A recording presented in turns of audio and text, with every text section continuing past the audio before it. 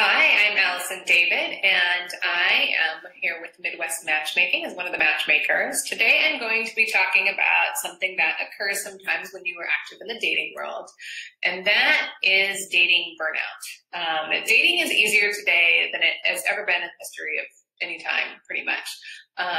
There's so many different ways that you can meet people. There are endless options. You know, it used to be 50 years ago that the only way to meet someone was to be set up on a date or just to kind of fall in love with someone that you know.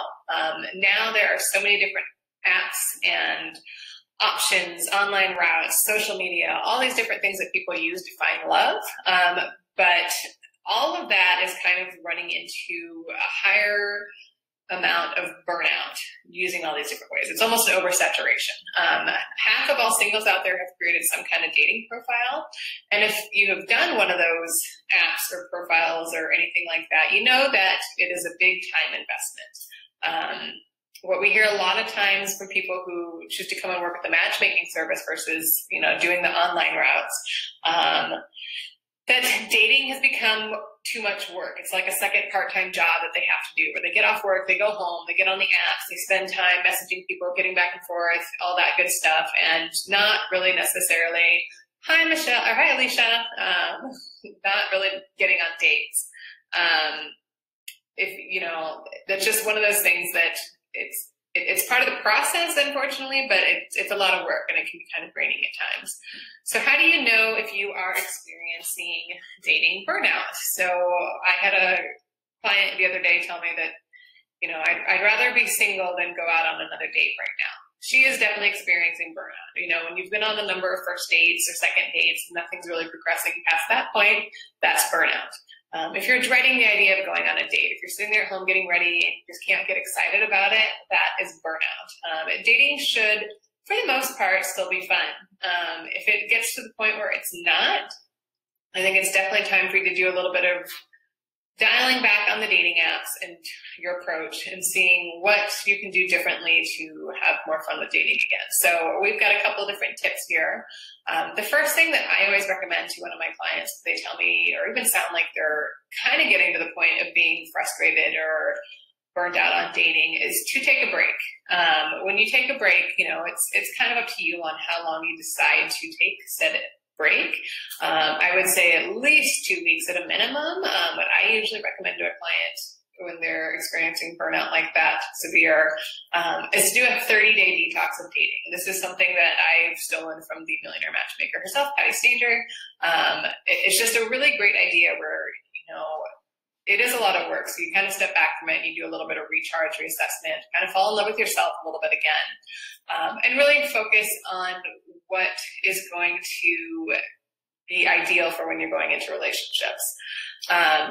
The second thing that you can do while you're on this break of no longer using any apps, no longer thinking about dating, any of that, like a total break from dating, reassess your expectations a little bit.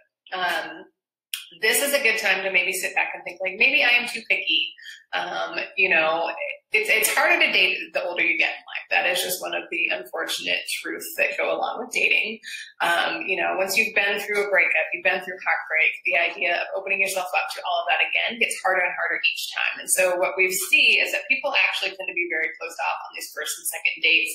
And sometimes it takes 3 or 4 to get a connection going. You know, I'm not someone who sits and calls myself an expert on very much, but I'm definitely an expert on watching people date. I've been doing it for the last decade of my life. And the whole concept of love at first sight is actually a very rare thing. It just doesn't happen like it does in the movies. And I think people really expect that, like, oh, well, I didn't feel this warm, fuzzy feeling after this first date, I'm not interested, they couldn't possibly be a match. That's not true. 59% of singles have fallen in love with somebody who they didn't think was a fit for them. And that is a stat that we pulled from, this is actually one of our editors at a website that Matt aligns with, patch.com, that they have done like a lot of extensive research on this because of their business as well.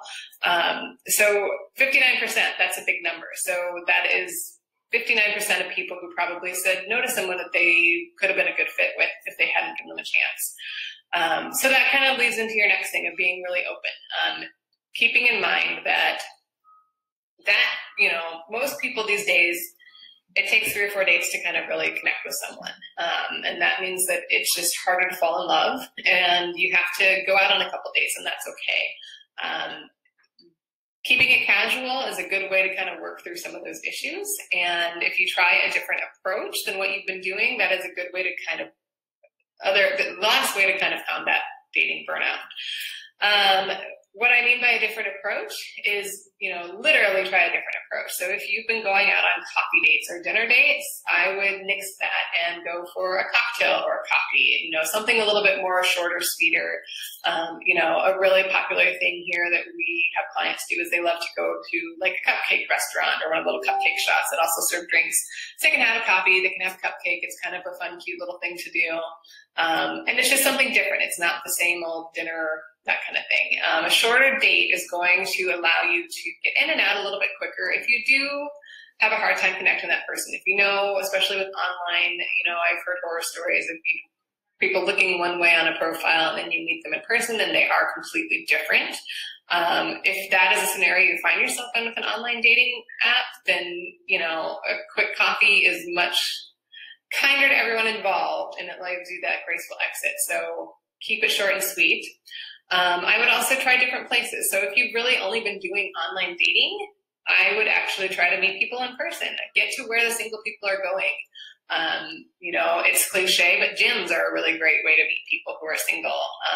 Think of something you're interested in. You know, get up on the meetup. There's so many different groups on there. If you're into biking, if you're into hiking, if you're into, you know, kayaking or going into fall, so there's a little bit more of like fall things going on. This is a good time of year to get outdoors and try some of those activities where you might meet singles who are also interested in doing those things.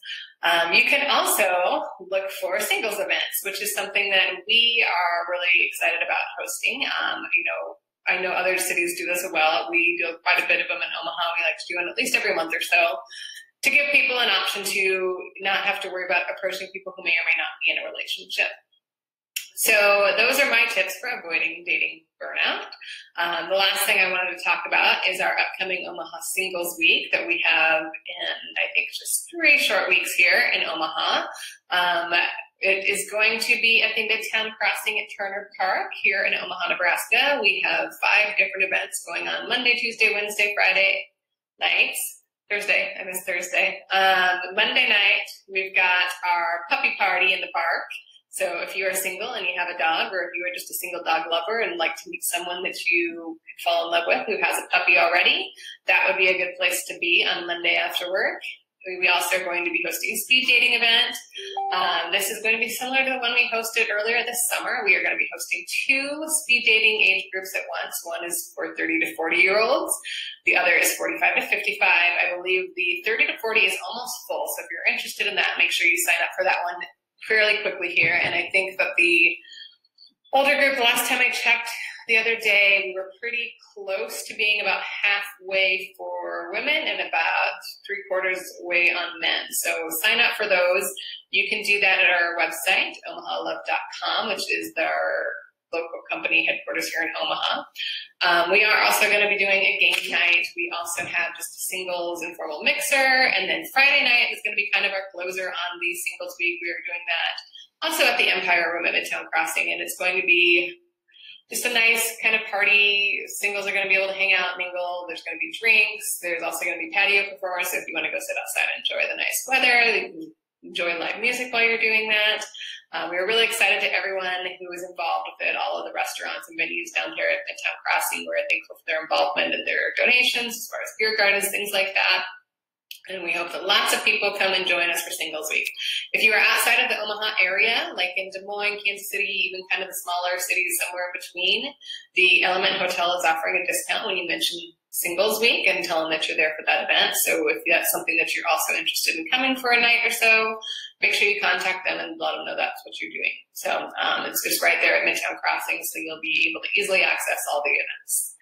If you have any questions about the service, as always, feel free to message us here on Facebook, or you can contact us directly at info@midwestmatchmaking.com. It is completely free to set up a consultation to talk with us and learn more about how we work. We are always looking to meet with quality singles, so if you are from outside of Omaha area, please message us, and we'd love to chat with you a little bit more about how Midwest matchmaking is changing the dating game in the Midwest. Have a wonderful afternoon, everyone, and thanks for watching.